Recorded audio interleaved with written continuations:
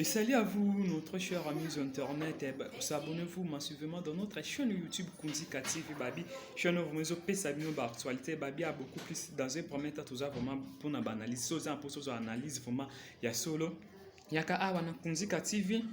Au cas où vraiment analyse. Je profite à l'occasion de dire des gens. Salut à toi. Movie de tout le temps, de tous les jours, il y a Willy mon chaîne. Pourquoi pas à toi, Gauthier Mascotte, dans London, Odilo, mon premier exemple à suivre. Guillaume Mayindou, le mannequin à Paris. Moser Manzengi, un bon tonton. Clarisse Kumbote. Bokal Bongo, depuis Tirki, mon ninga héritier qui s'ouvre. Chanson Menayam, chanson Menayam, movie de tout le temps, de tous les jours. Je vois déjà. Mon boss Armel, il a la montre vraiment, il babi est patron, il est vraiment là. Tu vois, PDG, vraiment, PDG. Armel, il a la montre. Pourquoi pas ma sponsor, il y a Loulou Louise depuis Lyon, de Kona, Iget Matondo. Ah, là, je vois déjà Florida Conde de la foudre, Kake ya nene, Kake bou. Pourquoi pas toi, il y a les clubs, mon ami personnel et privé, mon ninga, héritier, Mabaku. Un babi, il y a deuxième personnalité dans Bra Congo, délégué. Babi, c'est tout le monde a délégué déjà, c'est la héritier, Mabaku. Parce qu'il y a chef, la bongo, Driva Baka, les pomba, il y a swag. Alors, fidèle à la mise internet, tu as dit que nous, vraiment, il y a tellement ma casse dans la famille à Maïka Lambaye. Maïka Lambaye. En fait, avant de côté dans détail, moi, vraiment, c'est vrai, personnellement, je suis amoureux à couple à Nati. Pourquoi on a un couple à Nati? Couple à mon baba lingani bâti on a YouTube. Baba lani bâti on a YouTube. Babo ti bâti na YouTube. Babo yani bâti na YouTube. Que couple à bon est invention d'ine. Tout est comme on a que Mike Kalamba il va divorcer. Il va divorcer plutôt bâti na YouTube. Na bosse n'a que va divorcer. Mike Kalamba il va divorcer déjà avec ex-femme naie Peniel. Peniel vraiment va divorcer. Peniel a commencé à la vie. Dernièrement, tout le monde a une vidéo écoute que Mike Kalamba il perd. Peniel va bloquer mon bon. Obisson sur les capes tout le bas tout ça contre frère Mike Kalamba. Et le nom vraiment naïf vraiment que frère Mike Kalamba c'est tout bito là de entre Peniel na Mike Kalamba m'ta ma beza Peniel. Pourquoi? Mike Kalamba est même malgré sa star. Mais est-ce que vous comprenez star ni Mike Kalamba yaza monsieur chrétien. Mike Kalamba a été akabat. Oui qu'on expose à vie à frère Mike bon côté Peniel. Pourquoi qu'on expose à vie à frère Mike bon côté? Qu'on expose à vie à frère Mike bon côté na niveau na te Peniel. Qu'on expose à vie à frère Mike bon côté. Il paraît que frère Mike a bêta au temps on a YouTube. Peniel tu éviter vraiment au comment chroniqueuse, au comment nos YouTubers, bien au comment na. Pesa biso ma tendance na yo parce que vraiment fille a boye vraiment non. Na pesi Yvette Kalombo raison. Na pesi ma Yvette Kalombo raison biso tout le monde a Yvette Kalombo mutu mabe mais en réalité Yvette Kalombo aza mutu malam. Pourquoi je dis ça? Moi il y a frère Mike Kalamba aza na problème. Aza na problème, il faut opérer ceci là. Yo Peniel o le ko sur internet o sengele lisungi. Comment ko de micro frère Mike Kalamba ibongo? Est-ce que contacta Kimbali au contacta papa na bango? Oh, bon, on va la vendre dans un qui tu comprends Peniel azana posa bazonga na frère Mike parce qu'il y a dit que soit touché bana Mike il y a frère Mike a touché frère Mike parce que frère Mike a le bas déjà que point faible n'est à la bana point faible n'est à la bana ce qu'il y a dit que soit touché bana a touché maman frère Mike a aucune la facilité bazonga na mais c'est pas ça so ça pour sa réconciliation en bali na yo malgré bon divorce ça ceci c'est là aux en pour ça dans le ba angle mo boya bien que ba angle on a vraiment que non Peniel là au déborder la limite. Au déborder vraiment. Donc je suis désolé avec toi. Nando lingo makas. Et ce n'est pas dit qu'il y a une mais en fait ça. Na bayo vraiment na bé à munene. Na bayo makas ko c'est le monter $12,000. Frère Mike Kalamba a causé à $12,000. Je ne pense pas frère Mike Kalamba a causé à $12,000. Et pour nous les canaux internet tout c'est ngalisungi. Est-ce que frère Mike Kalamba a la famille? Frère Mike Kalamba a la famille, à ses amis. Si réellement ou bien un frère Mike Kalamba ya yamba kiyoti okokaki jamais koleka bongo okokaki jamais koleka mon internet okokaki contacter ba frère Moïse Mbiye bazali est-ce que bien un frère Moïse Mbiye ce que ça na relation bien na famille na bango okokaki contacter ba masana so na famille na bango boyokana te bo ba masana boyokana. Mais ce petit sont appelés Boloba qui frère Mike Kalamba ya Ilanda Peniel parce que bazan na famille mbongo c'est la même chose aux famille mbongo opération $12,000 boko ça la moitié. Comment que ça non mamba lukuta Yvette Kalombo bazan a raison. Yvette Kalombo bazan a raison. Yvette Kalombo bazan a raison na mambuna ya lubakana Peniel pardon maman pardon vraiment pardon Pardon vraiment. Nasengi pardon plusieurs reprises. Pardon, maman Peniel, pardon vraiment. Hein? Tika marambouana. Tika ko exposer frère Mike Kalamba, yaza musena nzambi. Eloko ozosala epesa nzambe ezopesa nzambe lokumu to osunga nzambe te. Obi combien de personnes babongana na simama ya frère Mike Kalamba? Oui, frère, mais combien de personnes ont été là?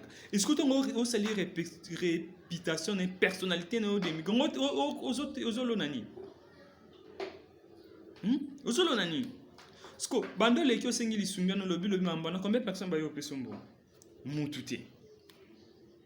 Et ça bien été ma chérie, ma belle, je t'aime tellement bien. Dans ces pays-là, mais est-ce que, or, t'as vos qui n'ont vraiment yangoté? Yangoté vraiment. Donc yangoté. Frère Mike Kalamba, au mon avis, Peniel faut baka, au kokobo ça n'a pas tenu sauf frère Mike Kalamba. Azam mbalo à l'aide alliance, mbalo à celle qui est un jour babingo maman. Et go mais cause que ça lire ba ne bongo te mais ba pe ba na yo mo. Au moins te que mo pe que d'autres pas payer mo pozo mikita. C'est plutôt l'analogie des choses. Peniel yo mo pozo mikita. Et ça en sens c'était yo mo vraiment zo mikiti ça tellement mo mikiti vraiment na degré mon numéro 0. Donc moi temps numéro 0 ça l'a été donc mikiti ma niveau te ma papa. So quand tu sais bon pour au sali frère Mike Kalamba, moi je te dis que c'est bon au sali frère Mike Kalamba au mikiti parce que tout le monde ça fait que bino besoin la famille a bien, besoin la famille a bien. Et opération en asko il y a 12 000 wana et coquine en vraiment côté bino vraiment trop na famille na bino hein. Mikiti vraiment tellement ma casse. Biso nyos tozala contre ya divorce na bino vraiment biso nyos tozala pour ça qu'un jour ça réconciliation. Mais na ba modèle vraiment moi j'encourage frère Mike Kalamba à ça une réconciliation tenayo. Na ba modèle vraiment oyo ki ozoki na vraiment Peniel ma chérie. Et ben na Yvette Kalombo muto akuto ya biki oyo kaka no batuti. Mais pardon biso to aussi vraiment pardon. Mais kempe ko yo kabiso. Tikelo ko ana. Peniel yoka biso vraiment Peniel pardon yoka biso tika eloko wana eza bien te Peniel eza bien te yaya mama eza bien te eloko wana osala wana ozo kita personnalité ya musena nzambi aza musena nzambi longola ce qu'on a po ya mbali na yo c'est ce qu'on a po ya pasteur c'est ce qu'on a po ya musena nzambi serviteur de Dieu to que non en français c'est un serviteur de Dieu moi nano exposé na internet aza mwana ya musena nzambi. Il y a des gens qui peuvent aller à frère Mike Kalamba. Tout le monde est comme un sujet de moquerie. Et les gens qui montent mon beau les sungi na ya les qui appellent ça les sungi. Ce que l'habitant au baki na ça moi na ça un problème na la sunga abino.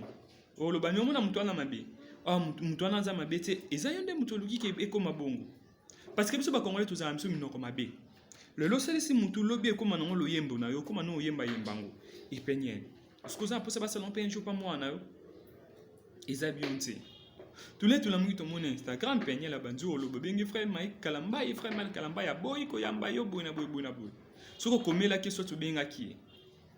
Est-ce que so muta ya mbite so tu muta répondre te sika boy ko yamba. Peut-être pas mon ene ba appel honte.